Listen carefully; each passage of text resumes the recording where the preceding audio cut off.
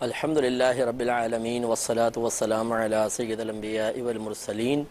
اما بعد فاعوذ باللہ من الشیطان الرجیم بسم اللہ الرحمن الرحیم۔ الحمدللہ الہادی پروگرام میں اب جن نبی علیہ السلام کا تذکرہ شروع ہوا ہے وہ حضرت عیسیٰ علیہ السلام ہے۔ سورہ آل عمران میں اللہ تبارک و تعالی نے آپ کے عظیم معجزات کا تذکرہ فرمایا، اور اس معجزے میں آپ جو عمل کر کے دکھا رہے ہیں، جس صورت سے معجزے کو ظاہر کرنا چاہتے ہیں، اسے اللہ تبارک و تعالی نے آپ کی جانب منسوب فرمایا ہے۔ گویا کہ ہم نے آپ کو بتایا تھا، جیسے مثال کے طور پر پہلے یہ آیت دیکھ لیں تاکہ جو نئے ہمیں جوائن کرنے والے ہیں وہ بھی اس سے صحیح طور پر استفادہ کر سکیں، سمجھ سکیں کہ آپ نے ارشاد فرمایا تھا کہ انی قد جئتکم بآیۃ من ربکم، بے شک میں تمہارے پاس لایا ہوں اپنے رب کی طرف سے ایک نشانی یعنی معجزہ۔ انی اخلق لکم من الطین کہیئۃ الطیر، بے شک میں بناتا ہوں تمہارے لیے مٹی سے پرندے کی مثل ایک حیت، ایک صورت، فانفخ فیہ، پھر میں اس میں پھونک مارتا ہوں، فیکون طیرا باذن اللہ، تو وہ اللہ تبارک و تعالی کے اذن سے ایک پرندہ بن جاتا ہے، یعنی اڑنے لگتا ہے۔ وَأُبْرِئُ الْأَكْمَحَ وَالْأَبْرَصَ، اور میں شفا دیتا ہوں، ابریو مانے میں شفا دیتا ہوں، الاکمہ مادرزاد اندھے کو، والابرص اور سفید داغ والے کو، یعنی برس کے مرض میں جو مبتلا ہے اس کو، اور جو بالکل پیدائشی طور پہ اندھا ہے میں ان کو شفا دیتا ہوں۔ وَأُحْيِي الْمَوْتَى بِإِذْنِ اللَّهِ، اور میں مردوں کو زندہ کرتا ہوں اللہ تبارک و تعالی کی اجازت اور حکم سے۔ تو اس میں ایک معجزے کا اظہار ہے، اور اس میں دیکھیں آپ جو فعل کر رہے ہیں، یعنی پرندے کو ایک مٹی سے پرندہ سا بنانا، کہتے ہیں کہ چمگادڑ آپ بنایا کرتے تھے اور پھونک مارتے تھے تو وہ زندہ ہو کر اڑ جایا کرتی تھی۔ اسی طریقے سے آپ نابینا لوگوں کو کی بینائی کا وسیلہ اور ذریعہ بن رہے تھے۔ کوڑھ کے کوئی مرض تھا یا برس کا مرض تھا، آپ ہاتھ پھیرتے تھے اس کو شفا حاصل ہو جاتی تھی۔ تو آپ اندازہ فرمائیں کہ حضرت عیسیٰ علیہ السلام کے ذریعے اللہ تبارک و تعالی نے ایک معجزے کا اظہار فرمایا۔ حقیقتاً کمال ہمارے رب کا ہے، اس کا کوئی بھی انکار نہیں کر سکتا، لیکن اس کمال کے اظہار و ظہور کا وسیلہ بنے حضرت عیسیٰ علیہ السلام۔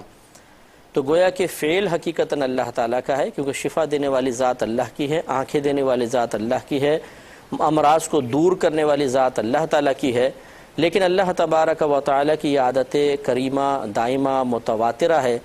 کہ وہ اپنے افعال کے ظہور و اظہار کے لیے دنیا کے مختلف امور کو، مختلف چیزوں کو اس کا وسیلہ اور ذریعہ بناتا ہے۔ حالانکہ وہ کسی کا محتاج نہیں ہے،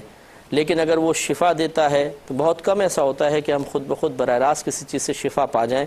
دنیا کے اندر ضرور کوئی نہ کوئی وسیلہ بن جاتا ہے، چاہے ہمارے قصد و ارادے سے ہو، چاہے بغیر قصد و ارادے کے۔ مثال کے طور پہ غریب آدمی ہے، وہ علاج نہیں کروا سکتا، تو وہ کچھ عرصے اگر صبر و سکون سے بیٹھتا ہے، آرام کر لیتا ہے، تو بعض اوقات یہ آرامی وسیلہ بن جاتا ہے۔ اور کبھی وہ دوا استعمال کرتا ہے، باقاعدہ ڈاکٹر سے علاج کرواتا ہے، تو یہ علاج، معالجہ، دوائی کا استعمال یہ وسیلہ و ذریعہ بن جاتا ہے۔ اسی طریقے سے مختلف معاملات میں دیکھ لیں کہ حقیقتاً فاعل حقیقی اور مؤثر حقیقی تو ہمارے رب کی ذات ہے، لیکن دنیا کے اندر مختلف کاموں کے لیے وسیلے بن رہے ہیں۔ اور اس آیت سے یہ ثابت ہو گیا کہ جو وسیلہ، ذریعہ اور سبب بن رہا ہو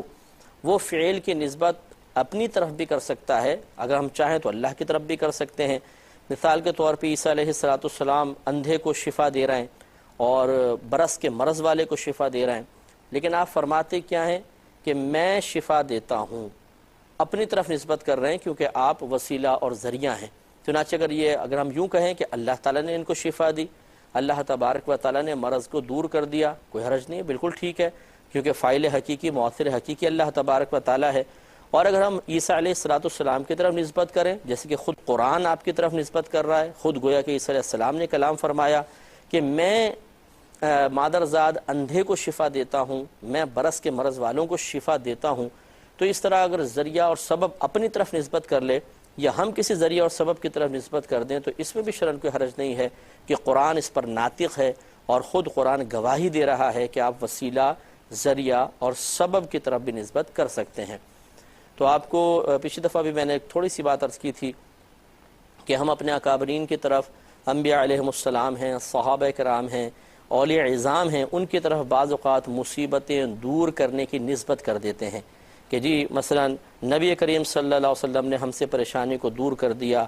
آپ نے مصیبت کو دور کر دیا. جیسے حضرت علی کرم اللہ وجہہ الکریم کے بارے میں کہا جاتا ہے کہ جی آپ نے مشکل دور کر دی، اسی لیے آپ کو اکثر مشکل کشا کے لقب سے یاد کیا جاتا ہے. تو مولا علی کرم اللہ وجہہ الکریم کو مشکل کشا خاص طور پہ آپ کے لیے یہ لفظ کہے جاتے ہیں. تو وہاں پر بھی یہی سمجھ لیجئے کہ ایک سوچ اور ایک فکر کار فرما ہے. اگر ایک مسلمان یہی سمجھتا ہے کہ فاعل حقیقی اللہ تبارک و تعالی ہے، مؤثر حقیقی اللہ تبارک و تعالی ہے، لیکن اس کے اس فعل کا اثر ہم تک پہنچنے کے لیے عموماً دنیا میں ایک وسیلہ اور ذریعہ اختیار کیا جاتا ہے،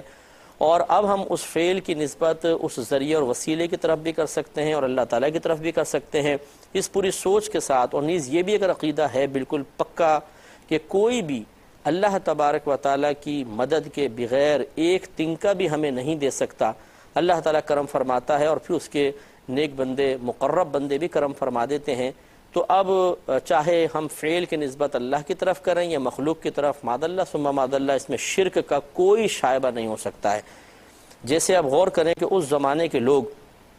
جیسے قرآن میں حضرت عیسیٰ علیہ السلام کی طرف نسبت ہوئی، کیا اس زمانے کے لوگ یہ نہیں کہتے ہوں گے کہ چلو ہم عیسیٰ علیہ السلام کے پاس چلیں جی وہ شفا دیں گے؟ تو اب یہ غور کریں، اور یہاں پہ یہ بڑی توجہ طلب بات ہے کہ بعض اوقات یہ کہا جاتا ہے کہ جی وہ کون سی چیز ہے جو اللہ تبارک و تعالی نہیں دے سکتا، تو پھر ان نیک لوگوں کے پاس جانے کی ضرورت کیا ہے؟ تو اب ہم یہ سوال کرتے ہیں. دیکھیں مفسرین کرام نے بیان فرمایا کہ جب حضرت عیسیٰ علیہ السلام علاج فرماتے تھے، حضرت وہب کا یہ قول ہے کہ آپ کے پاس ایک دن میں 50 ہزار مریضوں کا اجتماع ہوتا تھا. کیونکہ اتنی سی بات ہے، جس کو اطلاع ملے، اگر آج بھی کوئی ایک ہمیں اطلاع مل جائے جی ہمارے کراچی میں یا آپ کے علاقے میں ایک بزرگ آئے ہوئے ہیں اور اتنا اللہ نے ان کو شفا دی ہے کہ جس کے لیے دعا کر دیتے ہیں اس کا مسئلہ حل ہو جاتا ہے، جس کو ٹچ کر لیتے ہیں اس کی بیماری ختم ہو جاتی ہے، تو کیا خیال ہے آپ کا یہ انبوہ کثیر لگے گا نہیں لگے گا؟ تو اب لوگ 50 ہزار کا اجتماع آپ کے پاس ہو رہا ہے، کیا وہ سب کے سب معاذ اللہ گناہگار ہو رہے تھے؟ یا عیسیٰ علیہ السلام گناہگار ہو رہے تھے اپنے گرد ان کو جمع کر کے؟ کیا ان کو یہ کہنا درست ہے کہ تم سب اللہ تعالیٰ کو چھوڑ کر عیسیٰ علیہ السلام کے پاس کیا لینے آ گئے ہو؟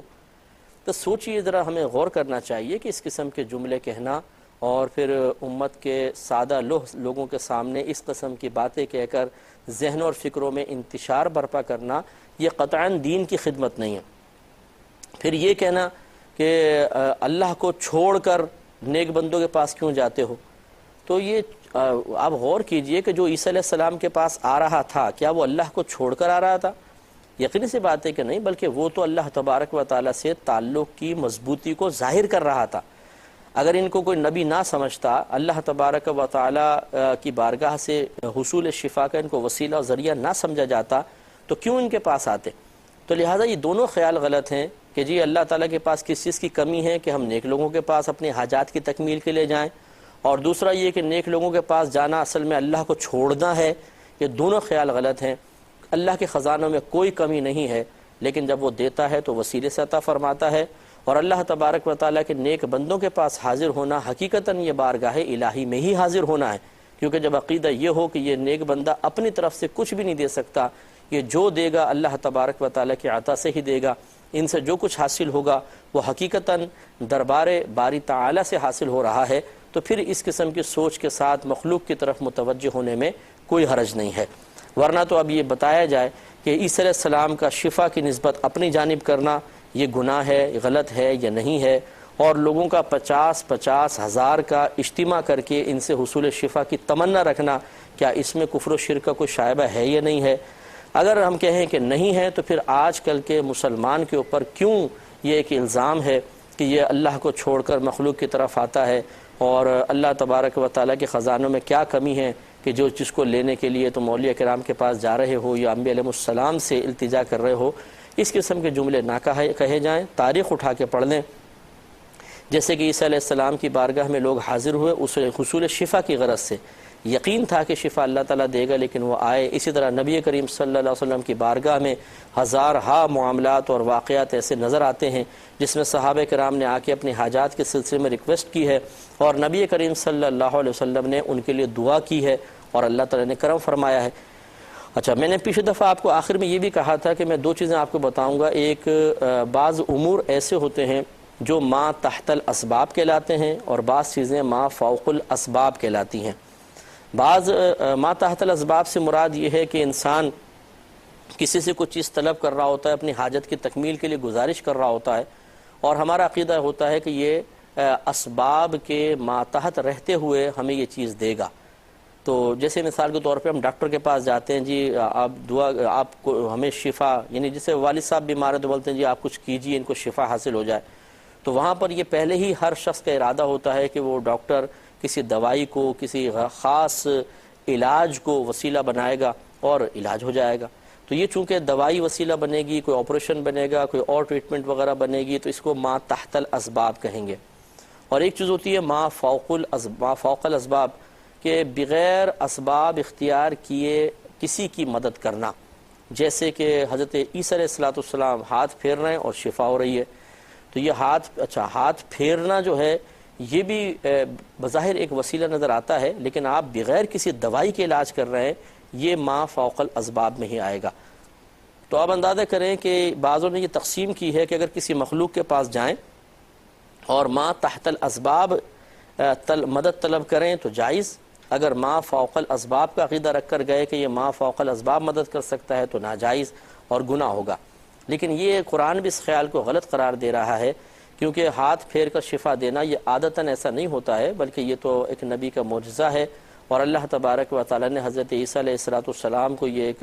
عظیم معجزہ اور کرامت عطا فرمائی کہ بغیر کسی وسیلے کے فقط ہاتھ پھیرنے سے شفا حاصل ہو رہی ہے۔ تو یہ اصل میں ما فوق الاسباب ہی مدد ہے، اور یہ جائز ہے۔ تو یہ ما فوق یا ما تحت الاسباب کا فرق کرنا یہ مناسب نہیں ہے۔ مدد ہوتی ہے، مدد طلب کرنا ہی ہے، چاہے وہ اسباب کے ماتحت رہ کر کی جائے یا اسباب کو نظر انداز کر کے طلب کی جائے، دونوں صورتوں میں جائز ہے، کیونکہ جو چیز ناجائز ہے وہ ناجائز ہے، جو جائز ہے وہ جائز ہے۔ تو اس لیے طلب امداد جو ہے اگر صحیح عقیدے کے ساتھ ہو تو اس میں شرعاً کوئی حرج نہیں ہے۔ چنانچہ اب جیسے مثال کے طور پر میں ایک مثال اور دیتا ہوں ضمناً یہاں پر، حضرت ابو ہریرہ رضی اللہ تعالی عنہ ایک مرتبہ نبی کریم صلی اللہ علیہ وسلم کی خدمت میں حاضر ہوئے اور اپنی قوت حافظہ کی کمی کی شکایت کی۔ رسول اللہ مجھے چیزیں یاد نہیں رہتی ہیں۔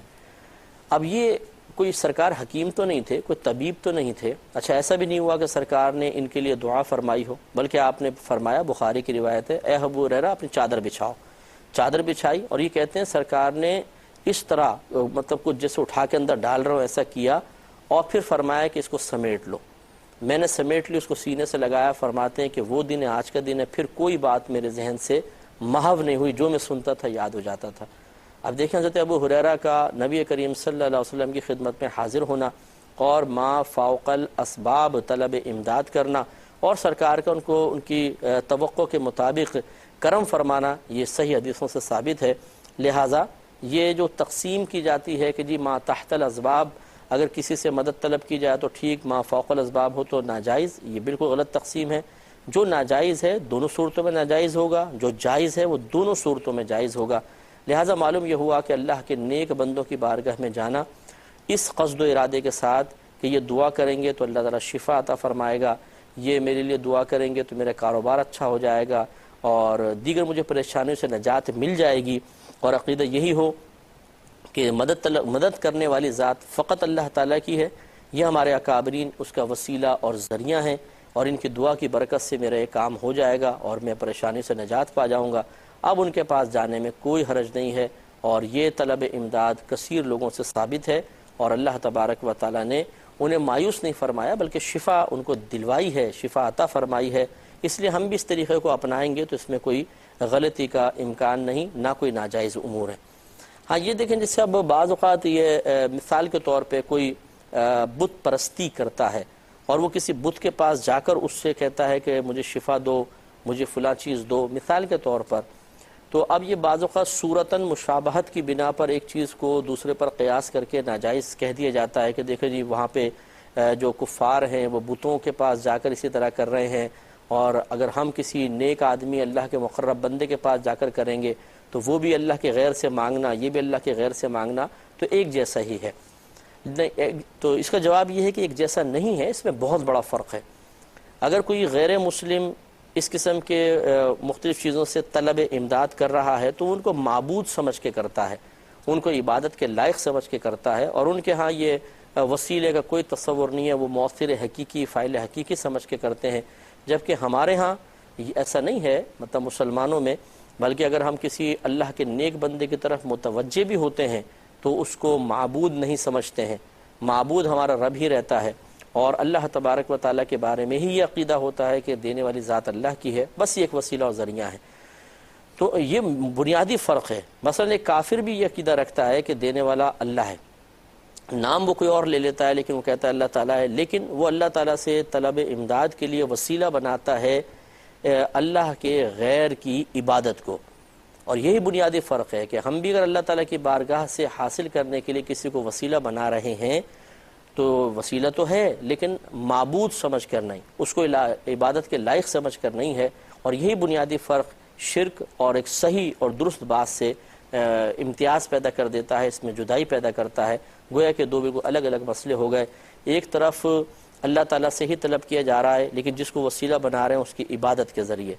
دوسری طرف اللہ سے ہی طلب کیا جا رہا ہے لیکن جس کو وسیلہ بنا رہے ہیں اس کو معبود نہیں سمجھا جا رہا، عبادت کے لائق نہیں سمجھا جا رہا، بلکہ صرف یہ کہ وہ ایک وسیلہ اور ذریعہ ہے اور اللہ تعالیٰ کی بارگاہ سے ہمیں کچھ دلوا سکتا ہے، جیسے کہ حضرت عیسیٰ علیہ السلام کی بارگاہ میں لوگ حاضر ہوا کرتے تھے۔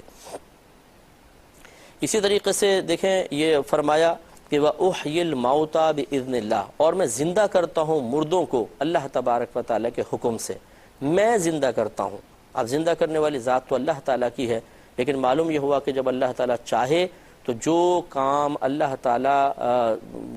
جو افعال اللہ تعالیٰ کے ہیں، زندگی دینا، موت دینا، اللہ تعالیٰ اس کا وسیلہ کسی کو بنا کر اس کی قدرت دے سکتا ہے کہ وہ کسی کو زندہ کرے، کسی کو مارے۔ اب پیچھے تو اللہ تعالیٰ کا فعل ہی کار فرما ہے، لیکن یہ شخص وسیلہ بن جاتا ہے، اور جب وسیلہ بنتا ہے تو ہم وسیلہ، ذریعہ اور سبب کی طرف بھی فعل کی نسبت کر سکتے ہیں۔ جیسے ہم بولتے ہیں جی فلاں شخص نے فلاں کو مار دیا، گولی مار دی پرانی دشمنی کی بنا پر، اب فلاں نے فلاں کو مار دیا، یہ ہم نسبتیں کرتے رہتے ہیں، مارنے والی ذات تو اللہ کی ہے، لیکن چونکہ ظاہری سبب ایک شخص بنتا ہے تو ہم اس شخص کی طرف نسبت کر دیتے ہیں۔ تو معلوم ہوا کہ یہ ظاہری نسبتیں کوئی گناہ نہیں ہے، کوئی خطا نہیں ہے۔ یہ کہنا کہ جی اگر کوئی یہ کہہ دے جی فلاں بزرگ نے شفا دے دی تو اس کو فوراً یہ کہنا جی یہ شرک ہے، یہ غلط ہے، یہ بالکل غلط ہے، بلکہ یہ غلط ہے۔ یہ نسبت کرنا درست ہے، جبکہ آپ کو جیسے ابھی یہ بات ہماری چل رہی ہے، جبکہ ان کو وسیلہ سمجھا جائے اور یہ ذہن میں صحیح تصور ہو کہ شفا دینے والی ذات تو اللہ کی ہی ایک وسیلہ اور ذریعہ ہے۔ اب اگر کوئی بزرگ یہ کہے کہ میں نے تمہاری مشکل دور کر دی، میں پریشانی دور کرتا ہوں، میں تمہیں اولاد دلواتا ہوں یا دیتا ہوں بھی کہ لفظ کہہ لے، لیکن نیت یہ ہے کہ میں اللہ تعالیٰ کی بارگاہ میں دعا کرتا ہوں تو اللہ تعالیٰ عطا فرما دیتا ہے، تو یہ اس طرح واحد متکلم کے صیغے کہے جا سکتے ہیں، اس میں شرعاً کوئی حرج نہیں ہے، جیسے کہ عیسیٰ علیہ السلام نے فرمائے۔ اب یہ مفسرین فرماتے ہیں کہ حضرت ابن عباس رضی اللہ تعالیٰ عنہ نے فرمایا کہ حضرت عیسیٰ علیہ السلام نے 4 اشخاص کو زندہ کیا تھا۔ ایک تو عازر نامی آدمی تھا جس کو آپ کے ساتھ بڑی محبت تھی، اخلاص پیار تھا۔ جب اس کی حالت نازک ہوئی تو اس کی بہن نے آپ کو اطلاع دی کہ میرا بھائی بیمار ہے، آپ کرم فرمائیں، مگر وہ آپ سے 3 روز کی مسافت کے فاصلے پر تھا۔ جب آپ 3 روز میں وہاں پہنچے تو معلوم ہوا کہ آپ کا وہ دوست 3 روز پہلے ہی انتقال کر گیا ہے۔ آپ نے اس کی بہن سے فرمایا کہ ہمیں اس کی قبر پر لے چل، وہ لے گئی۔ آپ نے اللہ تبارک و تعالیٰ کی بارگاہ سے دعا کی تو حضرت جو یہ عازر شخص تھے یہ باذن اللہ زندہ ہو کر قبر سے باہر نکل آئے، اور یہ راوی کہتے ہیں کہ ایک مدت تک وہ زندہ ہوا اور اس کے ہاں اولاد بھی ہوئی۔ تو یہ دیکھیں کتنا بڑا معجزہ ہے، اس پہ انشاءاللہ مزید کلام کریں گے، لیکن نیکسٹ پروگرام میں وآخر دعوانا ان الحمدللہ رب العالمین۔ میرا رہنما کوئی اور